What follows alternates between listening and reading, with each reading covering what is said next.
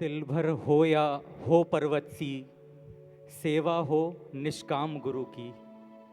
निरीक्षित निष्काम सेवा अमृत के समान है, कहे हरदेव गुरु का इसमें छिपा हुआ वरदान है।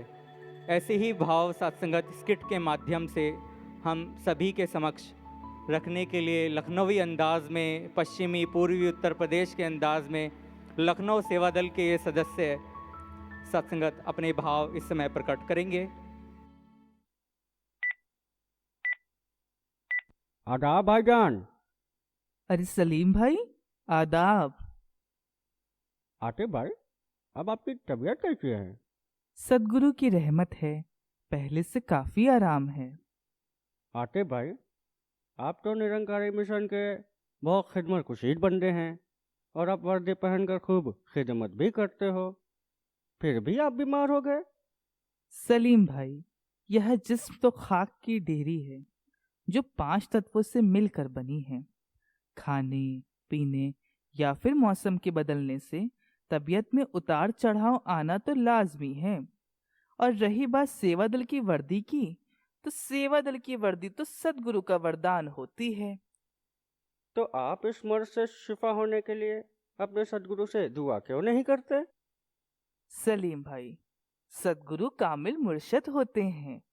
ये जो कुछ भी करते हैं वो सबसे उम्दा और सबसे बेहतर होता है। वो कहते हैं ना कि पूरे का किया सब कुछ पूरा ही होता है। तो फिर महज तबीयत के नासाज होने से हम परेशान क्यों हो जाएं? वैसे भी सलीम भाई, सिर्फ बेहतर तबीयत या इस जहान की बाकी खुशियों के लिए सदगुरु ने हमें ये इलाही दात नहीं दी है। इन्होंने तो इस खुदा को हाजिर नाजिर किया है और हमें जीने मरने के बंधन से मुक्त कराया है। बस शर्त इतनी सी ही है कि ये जो भी फरमाते जा रहे हैं उसे हम हूबहू मानते हुए अपनी जिंदगी को मुकम्मल करते चले जाएं। वो कहते हैं ना, विपरीत परिस्थितियों में अक्सर इंसानों का यकीन बिखर जाता है। आपका ख्याल बेहद खास है। अब मुझे भी मालिक मुख्तार की पनाह में ले चलिए। न था कुछ तो खुदा था, कुछ न होता तो खुदा होता। डुबोया मुझको होने ने, न होता मैं तो क्या होता, न होता मैं तो क्या होता। महात्मा जी, धनिका जी। धनिकार जी, सलेंद्र जी, ये समय है आपका सेवा में आने का। क्या आपको सेवा का समय नहीं पता? आप पिछले 3 सप्ताह से लगातार सेवा में देर से आ रहे हैं। सेवा सदा अनुशासन में की जाती है। सेवा दल सेवा हेतु सदा निर्धारित समय से पूर्व ही पहुंचता है। अब आप इस गलती को दोबारा नहीं दोहराएंगे और आप भविष्य में सेवा में सदा समय से आएंगे। जी महाराज। महात्मा जी, धनंकार जी। धनिका जी। महात्मा जी, आज आपके संचालक जी डांट दिहन। आपके मन का बड़ा बुरा लाग होई, उन्हें ऐसा नाई करे रहा। आप तो सेवा खूब मन से करे लो, बस थोड़ी देरे तो हो ही रहा। महात्मा जी, सेवा देने वाला सदा बड़ा होता है। सेवा दल अधिकारी हमें सेवा का अवसर देते हैं। वो हमारे लिए सदगुरु का रूप है। उन्होंने दास की भलाई के लिए ही समझाया है, जिससे दास सेवाओं से प्राप्त होने वाली संपूर्ण रहमतों का भागीदार बन सके। यदि हम अधिकारी जी की बात का बुरा मानेंगे तो सेवा से प्राप्त होने वाली रहमतों से वंचित रह जाएंगे। आप जी तो पुलिस विभाग में इंस्पेक्टर हैं और पूरे इलाके में आपके बड़ा प्रतिष्ठा बा। ऐसन संचालक जी के आपके नाई डांटे के रहा, उन्हें आपके प्रतिष्ठा के ध्यान रखे के रहा। महात्मा जी, ये दुनियावी पद प्रतिष्ठा तो सद्गुरु की ही देन है, जो जीवन के गुजरान मात्र के लिए है। पहले हम सब गुरसिख हैं, साथ संगत का अंग है। सेवा दल का वजूदी साथ संगत से है। साथ संगत एक परिवार है। परिवार में यदि किसी बड़े ने डांट दिया तो उसका मन पर बुरा प्रभाव नहीं पड़ना चाहिए। जैसा कि अभी आपके मन पर प्रभाव पड़ा, उससे आपकी सेवा प्रभावित हुई। आज तो आप दास के आँखी खोल दे लो। आपसे चर्चा कई के दास के मन के अहम रूपी वहम खत्म हो गए। आप जी के लाख लाख शुक्राना। आइए अब हम सेवा में चलते हैं। जी महाराज। भाई साहब नमस्कार। नमस्कार जी। भाई साहब आपसे एक बात पूछनी है, यदि आप इजाजत दें। हाँ जी भाई साहब जी, पूछिए।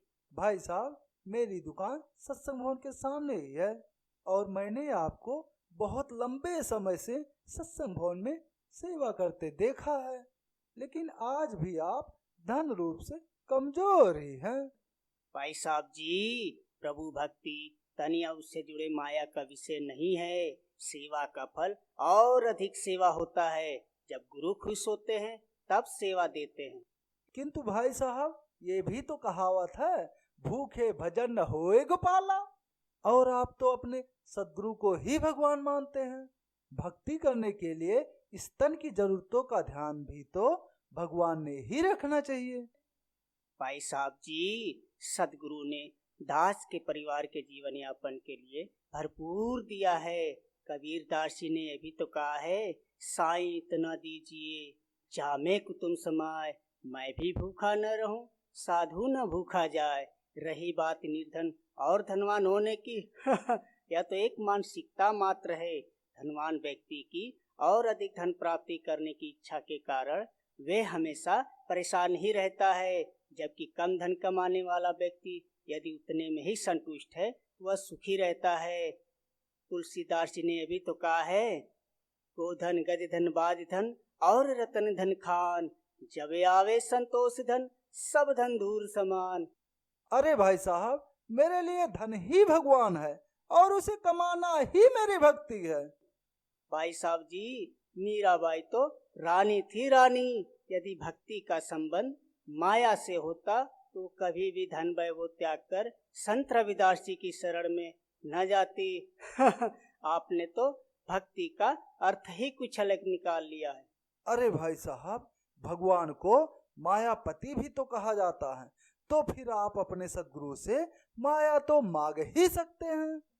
भाई साहब जी, सदगुरु ने परमात्मा का दर्शन इस आत्मा को कराया है। आप सदगुरु से जो भी मांग करनी है इस आत्मा के कल्याण के लिए ही करनी है। हमें सदा सदगुरु से भक्ति, सेवा, सिमरन, सत्संग, जीते जी मुक्ति, गुरुमत जैसे दिव्य वरदान ही मांगने हैं। ऐसी अरदास से ही हम परम पद को प्राप्त कर सकते हैं।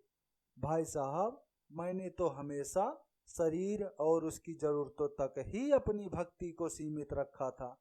आत्मा के कल्याण की बात तो कभी मेरे जहन में आई ही नहीं। आज आपने मुझे भक्ति का सही अर्थ समझाया। आपका बहुत बहुत धन्यवाद।